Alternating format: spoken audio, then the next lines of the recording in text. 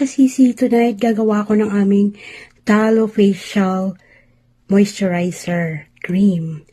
Importante yan ngayon, lalo na ngayong winter, para i-wash dry skin.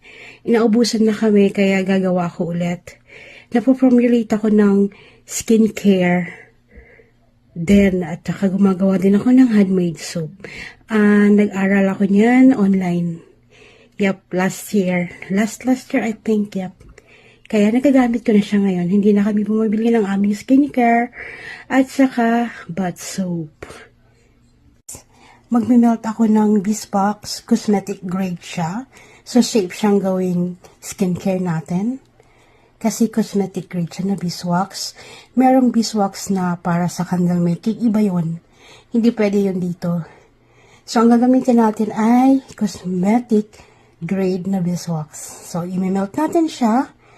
Yan ang ating base at saka yung collagen talo derived from collagen marrow ng baka, ng cow.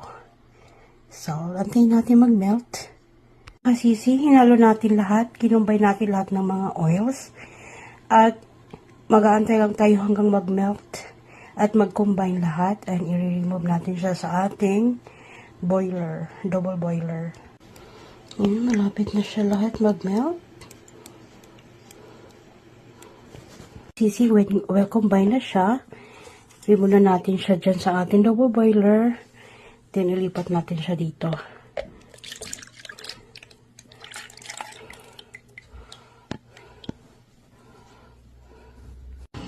Pagka ganito na siya, guys, ganyan na, pwede na natin siya lagyan ng vitamin E oil.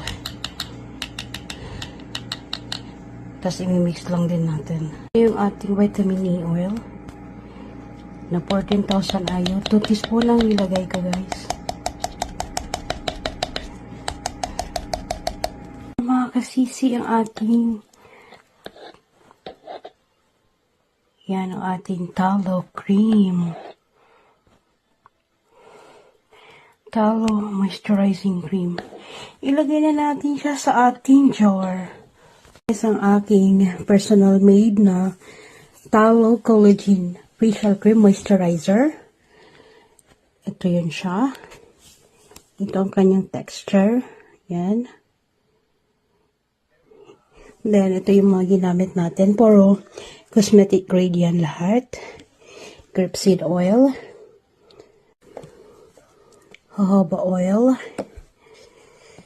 Coconut fractionated oil, MCT.